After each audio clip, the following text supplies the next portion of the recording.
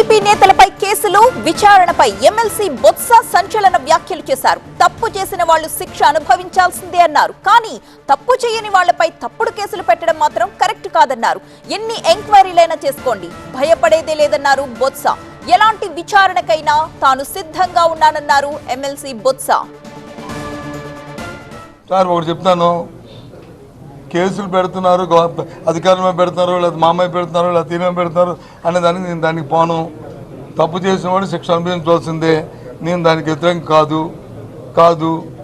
అయితే ఎప్పుడు తప్పు చేయని వాడిని కానీ తప్పు చేసినట్టుగా నిరూపించి వాడిని చేయడం వస్తే జరిగే పరిణామాలు ఉత్తిపోదు.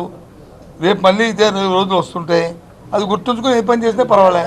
ఏవైనా సరే ప్రభుత్వం మాది కాదు, మేము కాదు.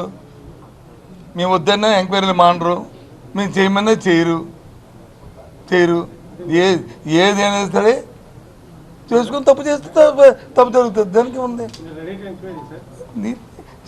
నేను రెడీ కాదంటాను బాబు, మానేస్తావా?